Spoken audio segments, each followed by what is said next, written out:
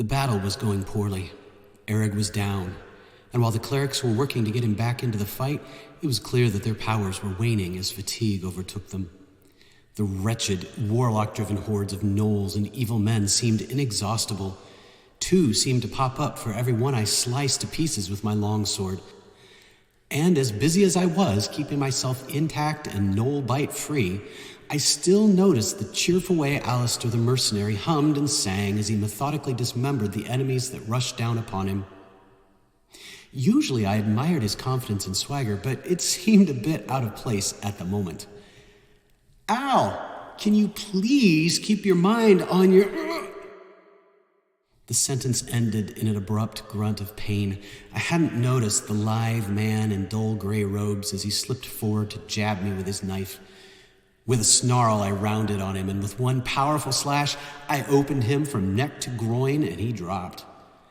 I turned to see that Alistair had dispatched the remaining attackers in this little part of the battlefield. I frowned. That was awfully quick. Al, did you... you killed them all? Alistair chuckled, a supremely confident sound that rankled a bit. They're just gnolls, Tamarin. Or were, anyway. He clapped me heartily on the shoulder. But I couldn't have achieved such a feat without you, sir. Your swordplay is outstanding. I saw your blade slice that filthy monk almost in 2. Well, not before he perforated me. I looked down ruefully at the dark blood seeping through my chainmail. You need help? There was a calm concern in Alistair's eyes as he looked me over. I took a deep breath, a second wind, as it were, and shook my head. Nah, let the clerics use their magic on Eric and the others. Let's finish this. Alistair's fierce grin nearly split his heavily bearded face. By the gods, I thought, his beard almost touches his nose and his eyebrows. Yes, indeed, Tamarin. Let us slay the evil ones and bring victory to those who deserve it, but are too weak to attain it for themselves. Again with the speeches. I sighed and trotted beside him as we moved to engage the enemy. Soon we were shouting encouragement to each other as the blood of gnolls and cultists dripped from our blades. But this proved to be a mistake. Too late, I realized that disgusting monk had stabbed me with a poisoned blade. Vertigo washed over me and I stumbled, nearly taking a pike to the face. Alistair, The gnolls in front of us suddenly shrieked and wailed in agony as a gout of acid flung at them from behind disintegrated them into steaming, bubbling messes at our feet. I looked up to see 2 malevolent yellow eyes and a scaly black face. A black dragon. I stumbled again as a dark veil seemed to descend over my eyes. Al, leave me and get away. Black dragon. Al's voice made me jump. It seemed more powerful, deeper somehow. Rest now, little one. Leave this filth to me. This is what I was waiting for after all. As I dropped to the ground, my consciousness drained away. I heard a roar, and I swear I saw a sizzling flash of something like lightning erupt from somewhere nearby and engulf the head of the black dragon. I turned my head and caught a glimpse of a dragon-like shadow beside me. 2 of them? How? And then I slumped into nothingness and knew no more. Well, there you go. To the rescue. This is Teachers in the Dungeon. I'm Tom Gross. I'm Dan. And we are back in the dungeon today to talk about dragons. Yes. As so well described in battle there, but you tricked us a little bit by introducing to us a black dragon. Yes. That's not who we're talking about today. No. We've already been down that road. Well, both of them actually, kind of, but as I was trying to match to the month, in June, everybody likes to go out and, at least in Illinois, after you've been in school, locked in school all year, get out and get a little bit of a tan. And, of course, one of the terms you can use to describe someone who's tan is bronzed. Bronzed. So Bronzing, yes. we're talking about going to revisit bronze dragons today, do a little more in-depth discussion. I think when we talked about them before, they were in sort of a top list of favorites or something like that. Oh, sure. Yeah. I was going to say, I don't think we've talked about them this year, but yes, in the past. In the past we have. Right. But this is more of a deep dive into the background information that's available within the various published materials. Yeah, and that series you're referring to is kind of what led to this year-long series of a breakdown of each different type of dragon. So yeah, we'll dive into the bronze dragon. So why don't you give us a little bit of lore on the bronze dragon? Yeah, so our usual pattern is lore, and then we kind of look at behavior.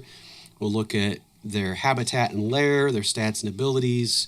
We'll look at some named dragons in various works, and then finally how to use them in a campaign. So the same pattern that we've used for each. And if you've listened to the others, you know that we are both terrible at staying in the lane for each of these. Never. That each of these topics kind of blends into the others. There are lanes? Nobody told me that.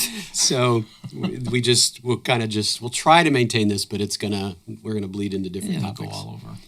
So, all right. Well, starting with Fizzban, he always has a nice little nugget of commentary. So for bronze dragons, he says, bronze dragons are the absolute worst at transforming themselves into human form. They always embellish with extra hair in all sorts of places. I applaud ingenuity, but in this matter, simpler is better. So that's quite an image, I think, for... Yeah, and we got a little bit of that image in your little description as well. Yes. And one other sort of evocative thing that I found is, well, as a sidebar, you can hear the angry cat that is not being allowed in. Not happy. Yeah. Not happy. Not happening today. But they smell like sea spray. Yes. So it's a ode ocean. And that's one of those things where it's, like I said, it's evocative. Like it conjures an image, but not when you really stop to think about it. I don't know that I know what sea spray smells like. I don't know. I got a couple of different ways my brain went on that one. I think about the Yankee Candle Sea Breeze. That's not probably what this is, though. I'm thinking also more like up along the shoreline where those fish seem to die and wash up. And that's probably not what they're intending with this. I don't think they want this bronze dragon smelling like rotten fish. Yeah, probably not. That's a good... I don't think probably that's more a good like thing. the Yankee Candle. So they are lawful good. Yes.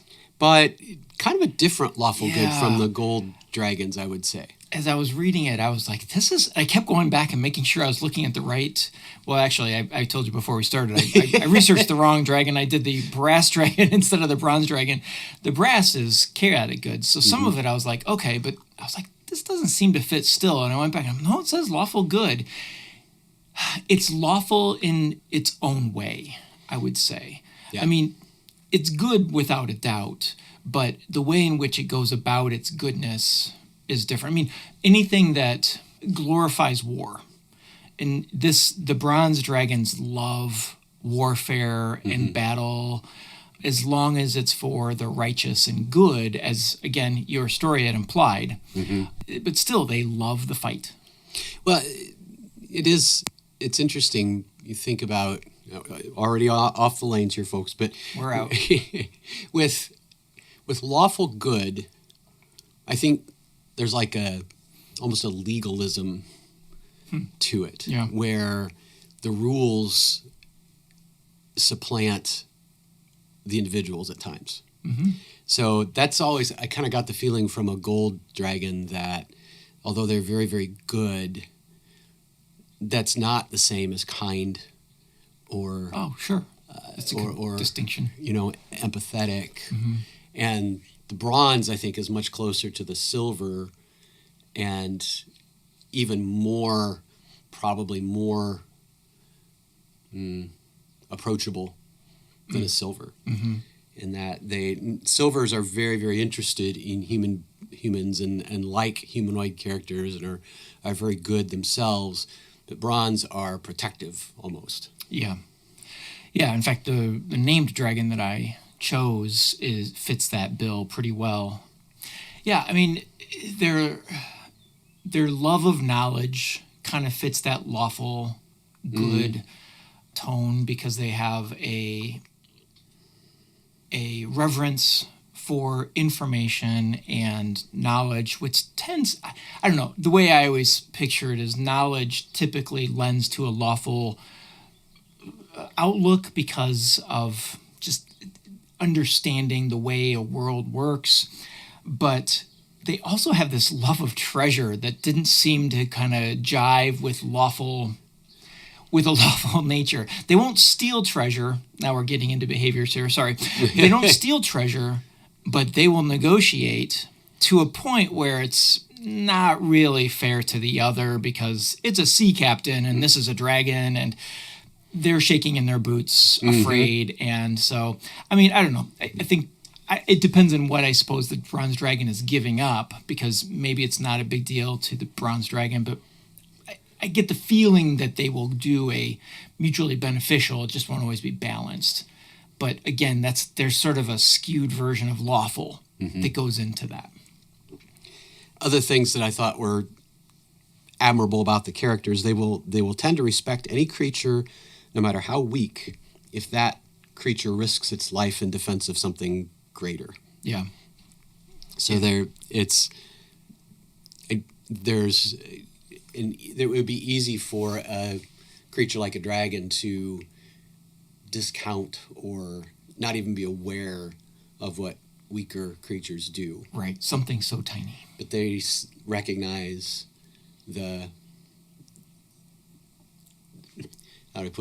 recognize the perspective, within terms of what you can do. If you do something brave, they acknowledge that and honor that. Yeah, I mean, they seem to have a very worldly view on justice. And it's not just a dragon view of justice. It takes into all accounts when it looks at things like that. Battle and warfare, we've mentioned, has been a very big interest of them. But it's not just battle and warfare. It's the justice that comes along with that. And fighting for the little guy seems to be what a bronze dragon sort of champions. Mm-hmm. I did note they feel a little more streetwise than a gold or a silver. I looked at some of in Fizzbands, you can, if you're rolling up a dragon, the table of different personality traits and motivations. A couple of them that struck me was, I strive to treat foes honorably, but not at the expense of strategy. A quick death in combat is its own kind of courtesy. So nice. That's interesting. Again, very martial, very military, just war, World War II GI type of an attitude. Yeah. Rough around the edges, not afraid to mix it up and, get into fights, but also very quick to step in and help something that's weaker. Right. Even their physical appearance seems to have this very knightly sort of feel to it, because their scales, while the scales are intended for excellent swimming, they're smoother scales than a normal dragon, and they tend to have more of a glisten, like a knight in shining armor or something like that, which is really cool. They also have these webbed feet that make them excellent swimmers. We haven't really talked. I guess we haven't gotten to Lear yet, so I'll hold off on that. But their pupils. So if you get this bronze picture in your head, green comes along with this. Like a verdigris on it. Yeah, and their eyes will eventually, their pupils will fade into a green, sort of an orb-looking appearance, which has kind of a menacing, in my mind, has a menacing feeling. You think of the Green Witch, the hag, and all this. So you have this giant creature with these green eyes, just look like they would be intimidating, and perhaps it's intended that way. I don't know, but I thought that was a cool vision. They are the third most powerful behind the gold and silver, so they would line up with a green dragon, which is sort of appropriate as far as strength goes. Other things, they do see themselves. This is maybe the little bit of the shading of the character is they are heroes, but they see themselves as heroes, and so they're happy to feed that narrative. So they could probably come across as quite boastful. Oh, sure. In certain situations, and I could see where in that way they might rub people the wrong way. Your story kind of gave that feel, that he's very proud and takes ownership, I suppose, of how well he fends for himself in battle, and that's cool. One thing I liked about that really stood out to me is, besides being just the hero, you mentioned this a few times about how they take interest in people and creatures. And one thing that I found to be kind of a cool thing is that they really enjoy observing the comings and goings of people, especially in seafaring sort of nature. They'll watch ships come and go, and might even find themselves shifting into a humanoid form, even though it was implied that they aren't super good about that by Fizzband.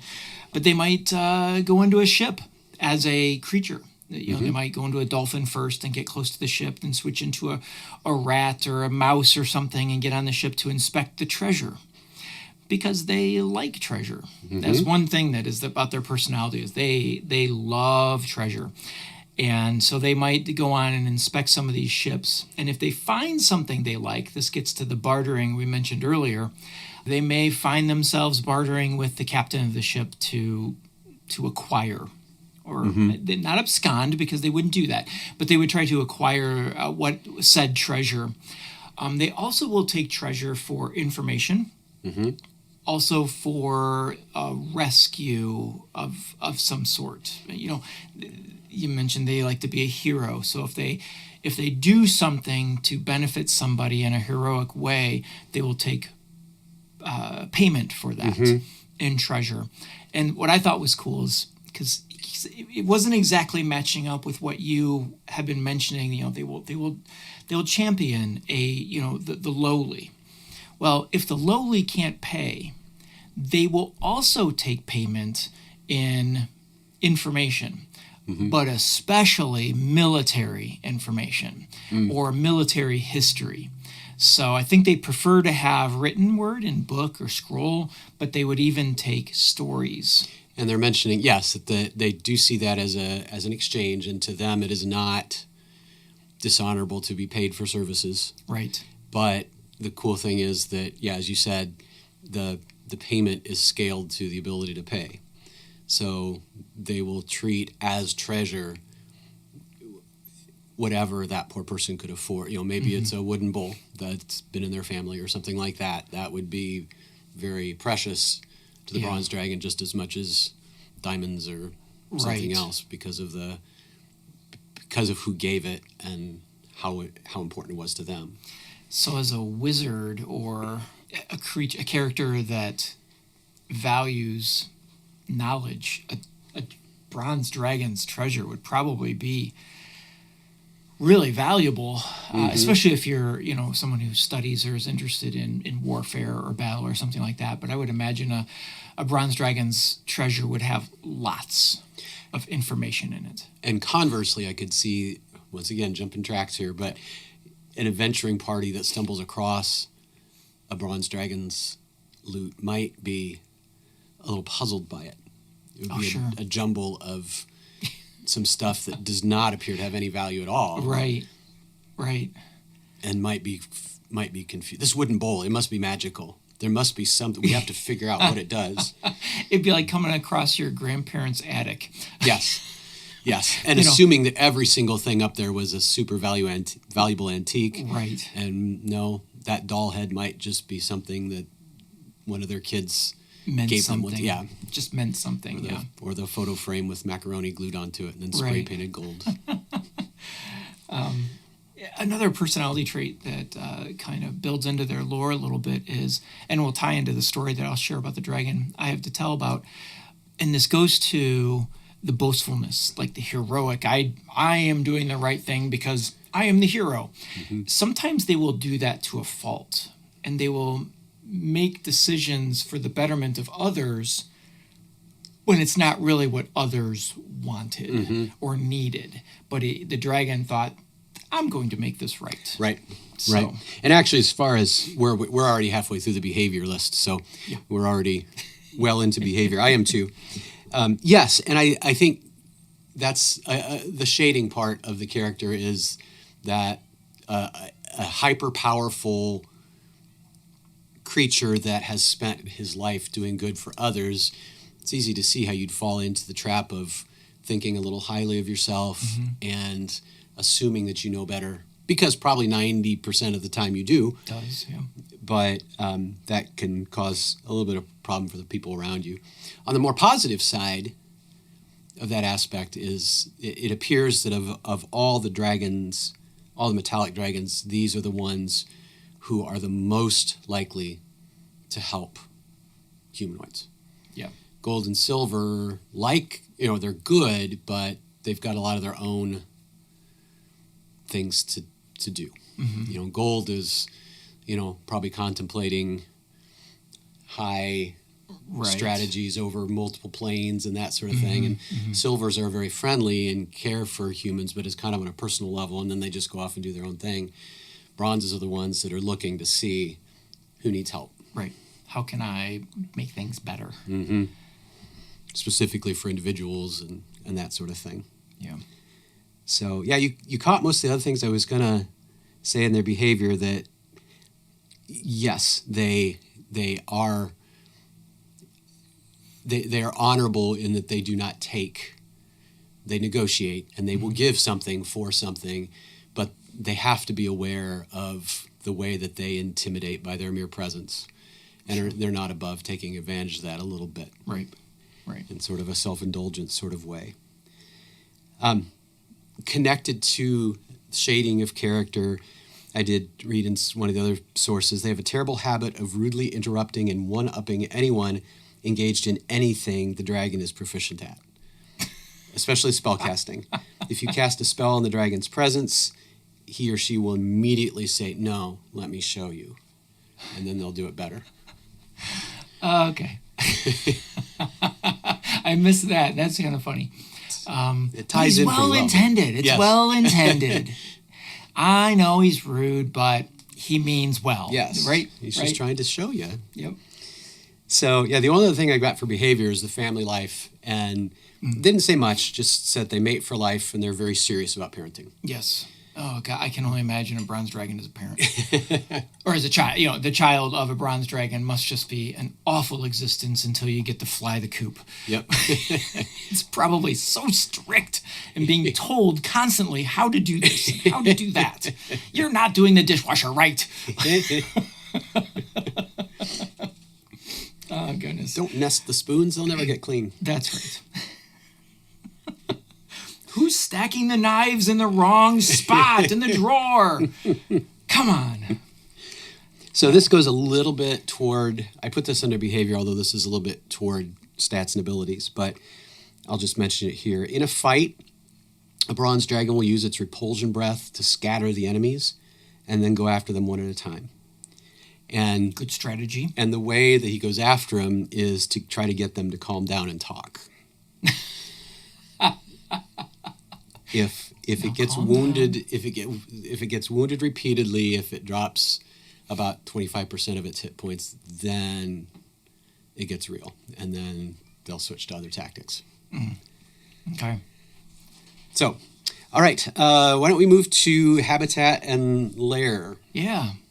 So where do they live? I mentioned that the webbed feet and the scales are smooth to make it a good swimmer. So of course, and it likes to watch ocean vessels and check the ships and cargo and such. They like to live on the coastal lands. Typically, they will try to find a lair that is either in an unreachable or inaccessible cliff or some sort of coastal spot. They might also find an old stronghold along the coast someplace, a cave, maybe even a shipwreck or some sort of an underwater wreck of some sort. I can't think of anything other than a ship, but like a sunken city or something like that. They would enjoy living in. Very true to their nature, they will choose a lair that is or more function than form. They want to make sure it's a strategic place to live, Right. that it has multiple exits in case things go wrong, that it's very defensible, the multiple entrances and exits. So that all fits with the description that we've given of the bronze dragon. And one more thing about the horde. It struck me as I was describing it. I forgot to use this term, but it reminds me that their horde would be sort of a trophy case. Oh, yeah. Sort of displayed their own successes and great deeds. But, and this is where it gets interesting for role play or campaign use, they also collect artifacts that they say are too dangerous to be trusted to anyone else. Right. So they see themselves as a safeguard. So besides being grandma's closet or attic, there might be some actually really dangerous types of things there, Yes. or perceived to be dangerous things up there. Okay, that's kind of cool to think of. I like the trophy case idea as well. So if you don't end up defeating the bronze dragon, which why would you, other than they might drive you crazy, there might be a lot of stories to be told. Yes. When you see their horde.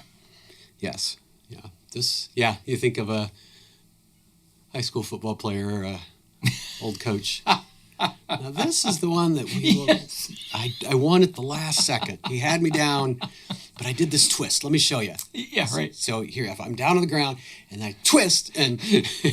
Oh, wait, I threw my back out, but that's what that was for. Oh, gosh. Yes. Other kind of interesting things that I found is, and this once again bleeds into their stats and abilities, but they have metal pilings often, so metal posts driven into their lair that go up to the surface that can conduct electricity. Which is quite important to them. Yeah. And other than that, you always like to talk about the lair effects. Did you?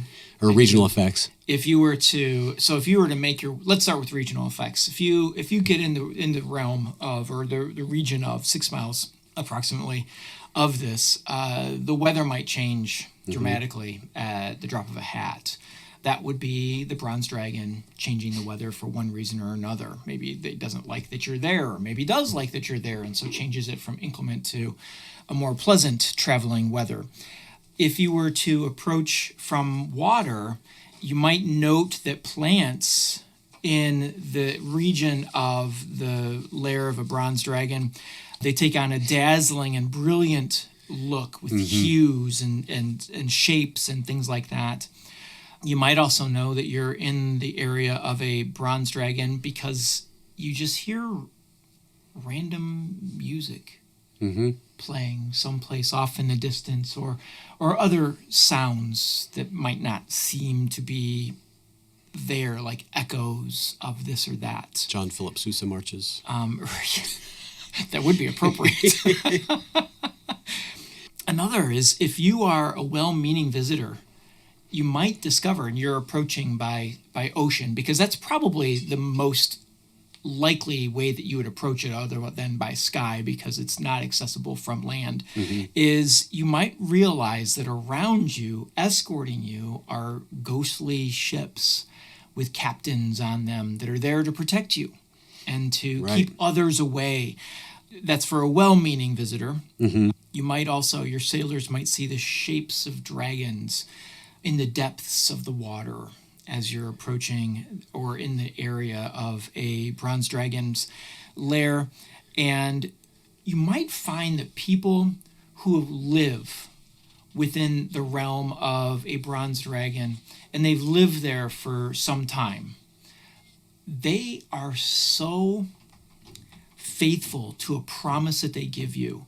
They just can't seem to not fulfill promises that they have made. And so the loyalty of people in the realm of a bronze dragon will probably be quite high. Yep. And this kind of starts already blending into their stats and abilities. Okay. Because some of these are lair actions in a way. Yeah, yeah. So did you have, Did you get No, the go other? ahead. Yeah, go ahead. So some other lair actions, they can summon phantom dolphins to do damage to you. Oh, look at those cute. Ow! They can do what's called a salt burst. Abrasive salt crystals will explode in a sphere. That sounds really cow. So That sounds really cool. I mean, not if you're the person in the range, but to see something like that happen would be kind of cool. it's just a skin treatment. Ow! That's a salt rub. You're drawing blood. And then finally, whelming water. They can create a strong current in the water in its lair and drag you around Yeah. if you're not very strong. Oh, goodness. So, There's some pictures that go along with that. to say, a lot of ways to add a lot of color to an encounter, I think, with those things. Could you see? So, okay, if you are, okay, let's say that you are there not as a well-wisher, but you're also way underpowered for a bronze dragon. I don't think a bronze dragon would take joy in just mauling something. And so I can totally see them toying with a lesser opponent by using something like the whelming water or the fog, and just sort of toying. I like to use that word, but instead of doing awful things to someone that is underpowered, they would do things to kind of play with Make them. them flee Yeah. rather than having to kill them. Well, more. like you said, the repulsion breath and things like that. So, yes, leading on to their stats or abilities, as all the other dragons, they have very high AC, very high hit points, and that obviously increases as you go from young to ancient. They do have certain magic abilities, as most dragons do. Speak with animals, create food and water, fog cloud, control water and weather, thunderclap, which I thought was sort of an interesting, in line with the repulsion thing, pushing people away. Right. And detect thoughts. So those are kind of the magic aspects that they've got, and then you can add on with what we talked about summoning phantom dolphins and all of that. Did you have their breath weapons down? I was just looking for that. Oh, there it is. Yep. Yeah, so the repulsion breath, as you've mentioned a few times, but then this fits along with the pillars, the metal pillars, and their love of lightning. Interesting, water and electricity usually aren't a great mix, but their breath weapon is lightning. That does, a massive amount of damage. Yeah. Jeez. But the other interesting thing about it, they can hit you with it and do damage, but it will also bend toward anything metal. Ooh, So okay. that's very situational, but it can also be used to move you as an enemy toward something metal, which may not do anything, but it may position you in somewhere that's more favorable for the dragon. Right. So they can attack and move. Yeah. And so those pillars That's can really help that. Right. Yes. And it probably wouldn't be that hard to add a little more flavor and say that if you happen to be in contact with the pillars when you get hit, that's even more damage. I was even thinking, just in a visual sort of sense, if you're fighting a dragon in its lair and it's got these pillars around, can you imagine like him chaining it to the pillars and just having this massive circle of lightning, or just the branches of the lightning going from pillar to pillar to pillar, and using it sort of as a like a booster. Looking like Dr. Frankenstein's Oh, yes. Yes. So cool. So cool.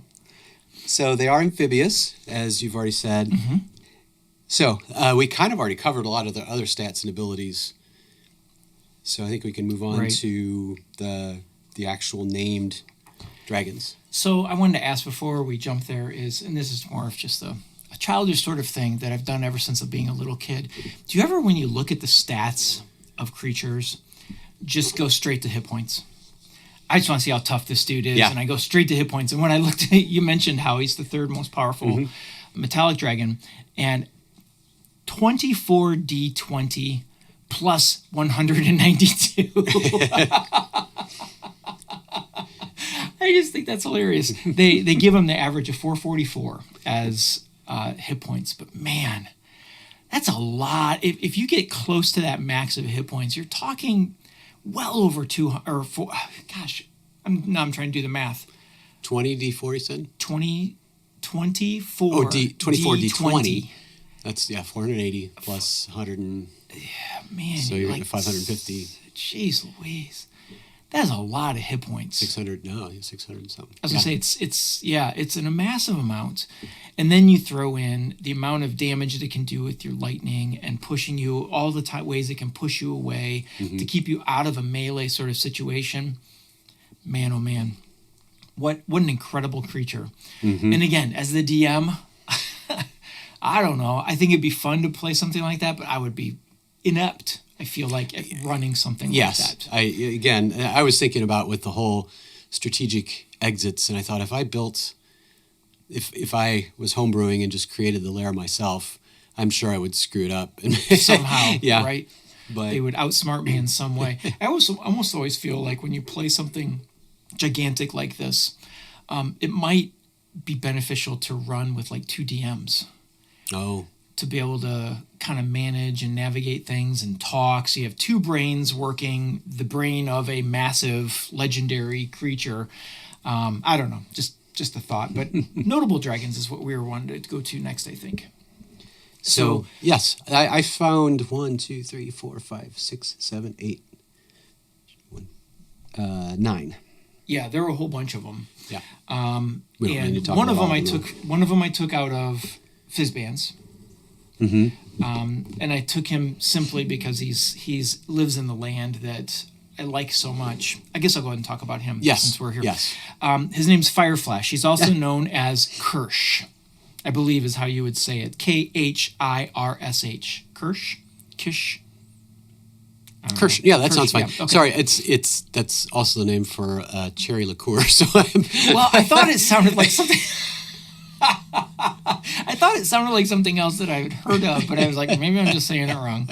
Anyway, Kirsch is a bronze dragon from the land of Dragonlance, and takes a keen interest, as described in Fizzbands, a keen interest in other species, especially elves and dwarves. He was important in getting the metallic dragons and rallying, again, very fitting for a bronze dragon, rallying the troops of other metallic dragons to join the cause during the War of the Lances. So he had teamed up with Flint Fireforge and the Kender, Tasselhoff Burfoot, to capture High Master Bakaris, which was a major turning point in the War of the Lances, or during that time. Well, Tasselhoff was integral in saving Fireflash's life from sure death from the hands of the Lord Soth. He had a vision of something that was going to happen to Fireflash, and so he navigated Fireflash's sort of direction to keep him from that situation. After the War of the Lances, Fireflash disappeared from public eye, but the rumor is that he continues to assist and aid the Knights of Solamnia when needed. So, good guy. Yes. And I'm sure he has quite the trophy case. Yes. No doubt about it. So, I felt like a common theme. There's almost all of these dragons that are named are pretty tragic. I was going to say the other one I have has a tragic ending. So I'll let you do that. So you didn't tell me yet, but I think I can at least avoid that one. Okay. There is Nimur, the Worm Who Watches. This dragon admired the harpers of Waterdeep. That, and that fits entirely. Personality of Bronze Dragon is to step in and protect. There's Runara, the abbess of Dragon's Rest Monastery, dedicated to stopping the fight between chromatic and metallic dragons. That's a big task. Yes. But also helps those scarred by violence. There were a couple other names that didn't really have much at all connected to them. And then there's Lamarun. I was going to learn how to pronounce this. I'm as bad as my kids. When my kids give presentation geography class and they'll get up and they say, I can't pronounce that. I'm like, well, then why did you put it on the slide? So I've fallen prey to that same problem. Hlamaruntosh. Yes. Claws of the Coast. A kindly but fiercely protective dragon. She has a fleet of trading ships. She will avoid conflict with other dragons. Was that one of the ones you were going to mention? No. Okay. And this is part of the tragedy. She is, again, very good, very fiercely protective, but she had a horrible upbringing. Her mother was insane and experimented on her to try to, and succeeded in altering her so that she magically regenerates. Okay. But the mom was crazy and would feed on her daily. Oh. And then let her heal and then do it again. So until she could finally escape. Wow. So yeah. There's another story similar to that, but I can't think of what it is. But it's not eating. Yeah. So what's So the other dragon I chose was Ansur, also known as the Waiting Storm or the Heart of the Gate, lived near the city of Baldur's Gate. Ansur had a passion for adventure and travel and befriended and became an ally. Sorry, I started reading something and then changed the way I wanted to say it. He was a dedicated friend and ally and believed to know what was best for others to a fault. Mm-hmm. We've been down that road. And do you know are you going to tell us where he appears? Yes. Okay. I think. So we might have some spoilers here. Oh, yes. Okay, so this comes from, if it's Baldur's Gate, the game. 3, yep. Yes, Baldur's Gate 3. So, yeah, there's going to be a spoiler here. Yes. So, sorry about that. So he's a long friend of Balduran, and who is the eventual founder or co-founder with Ansur of Baldur's Gate. And they like to travel the land of the Sword Coast. They traveled to the Great Ice Sea up north of the Endless Wastes, and they crossed the Callum Desert. And years after they transferred the small settlement of Grey Harbor into the bustling city of Baldur's Gate, as I mentioned, Barun adventured out on his own, Ansur's friend, Baldur. And he was captured by mind flayers and infected by an illithid tadpole and enslaved by an elder brain. Ansur freed Balduran, but as he was trying to remove the illithid sort of nature of him, Balduran did not want that. He felt that it was more of a boon than it was a curse. And so Ansur went to kill him because he felt that that was the best thing to do. Didn't want his friend to suffer, nor did he want other people harmed by his friend. Mm-hmm. In the middle of the night, went to kill him, and in turn, Balduran was ready for him and ended up killing Ansur instead. However, Ansur then did live on as an undead dragon and to protect Baldur's Gate for years. Yes. And so, yeah, I had to message the experts, the Gross Boys, and ask them about it. And they said, "Yep, it's definitely in there. It's an important part of the game, actually." Wow. Okay. So, nice. Yeah. So I'll just end with a lighter note then, as far as actual, because that is very tragic. That is because they emphasize the deep friendship or relationship or whatever between the two. So to feel like you have to kill the person you love more than anybody else, right? I mean, to save them. They had done many adventures, and I don't know much about the Callum Desert, but I know to go to the Ice Sea of the North would be an amazingly difficult but rewarding adventure. So the last one is Felgalos, the Flying Misfortune. I love it. Very imprudent and hapless, always causing trouble when trying to solve problems in Faerun. So he was a very skilled mage, had no interest in a horde, friend of Elminster, generally came through adventures unscathed, even though it looked like a complete muck-up. However, I guess, again, tragic here too, he was eventually captured and tortured by a cloud giant Countess Sansuri. Oh. So I think he was set free, but even he suffered a little bit. Yeah. So, yeah, that sort of noble suffering or tragic ending thing seems to follow bronze dragons quite a bit. Right. So to use them in a campaign, I just have a few things and how to role play. I would say if I were going to role play a bronze dragon, lots of different ways you could do it, but if you're playing it straight, they should be very warm, very friendly, very curious. I don't know that they would normally necessarily hide their nature. Probably would for a while, but I don't think they would be like silvers or golds, which really don't want you to know, I think, in general, who they are. Right. Absolutely determined to protect the weak at all costs. You could throw in a know-it-all type of bit of information. That might be interesting to have this recurring NPC that sort of just irritates the party. Oh. Because he's always doing stuff a little bit better. Sure, yeah. But loyal to a fault. Honestly, I saw this isn't a perfect lineup, but actually, when I think about it, to bring Marvel in, Captain America with maybe just a pinch of Tony Stark. Sure. Yeah, I'm better than you kind of thing. But it's okay. You're doing your best. Right. Yes. Did you have any other I ideas? I didn't really think too much about it other than something with the treasure. I love this idea that their treasure is not what you would expect from a dragon's treasure. It's going to have a lot of sentimental value and heroic stories and things that go into that. I can almost sense that, a bronze dragon, if someone stole from a bronze dragon's hoard, he would want those, or she would want those items back. And maybe the heroes are called to help get that back. Because he doesn't want, the bronze dragon doesn't want to gain the attention or doesn't want people to know that someone stole from his lair. True. That'd be a good point. So this has to be strictly on the down low here. Yes. You can't let anybody know. Yeah. And maybe it's something just of total no value. And that would be, if you've got the right kind of a party, they come back with what they think is this very dangerous item. And his response is, I guess yeah, here's the dangerous thing.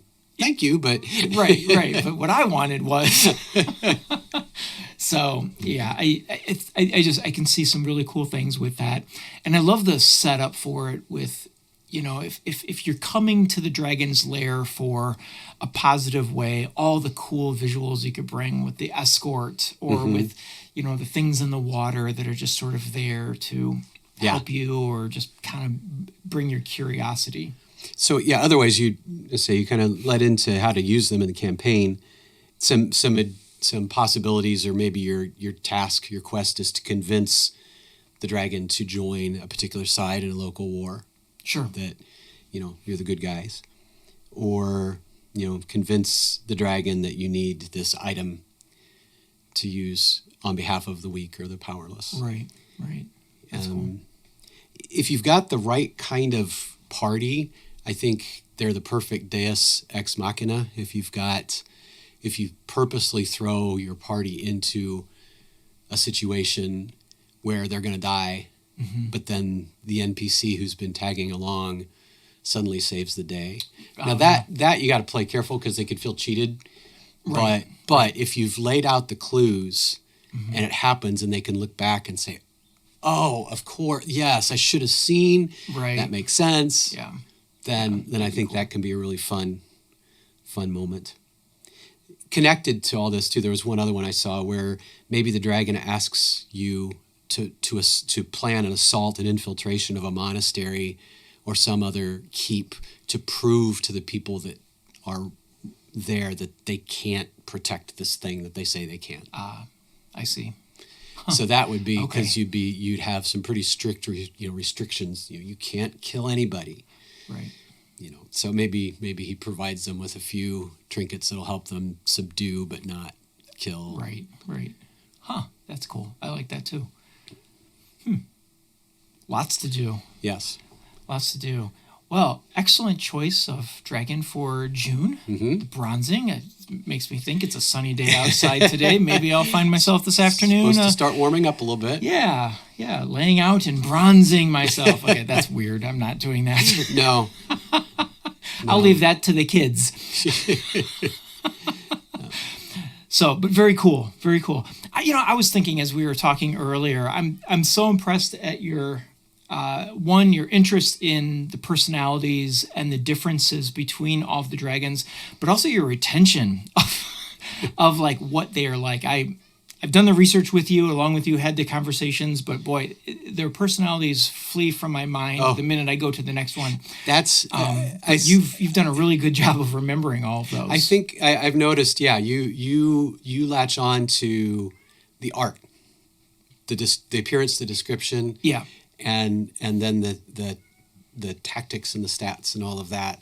And yeah, I am drawn to the personalities. Those interest me quite a bit, and that's so. I couldn't tell you what any of these actually look like in the artwork, but I can tell you how they act. Right. No, that's cool. You had an idea for a show that I kind of just passed on that I really like, but it'll take a lot of research on my part because I'll have to go back and remember these. But I really like that idea you tossed out. For those of you that listen, but aren't privy to the behind the scenes, is we will toss back and forth ideas for the show for our extra episodes that aren't the Dungeons or the Dragons. And you tossed out matching, how'd you put it, the Marvel characters to dragon personalities. Like, yes, what would Loki be in the dragon world? Yes. So I love the idea, but man, I would have to go back and do a lot of research on that. So we will do that one of these days. But when you said that, and then today, and just talking with you, your retention and knowledge of the dragons is really cool. I appreciate that. So, well, we'd love to hear what you have to say about the bronze dragon. Is it something that you have used or now you want to use in your adventure? They've got a lot of that personality that can aid or bring some, not mischief, but bring some problems to the group if the bronze dragon is, this is the better way to do it, and is constantly pushing that, or maybe they push somebody that you're interacting with to a point. But nonetheless, the ancient or the bronze dragons are really cool characters, and I like that they're good so that you can do things, but it's not going to turn out awfully in most cases. Right. So let us know, teachersinthedungeon@gmail.com, if you've used these dragons before. Also, don't forget to follow us on social media, Instagram and Facebook, Teachers in the Dungeon. X, we are at Dungeon Teachers. And then, of course, be sure to check out the work on YouTube that Dan does over there. Some awesome images that go along with the episodes. So for Dan, I am Tom, and this is Teachers in the Dungeon. Till next week, keep rolling those 20s.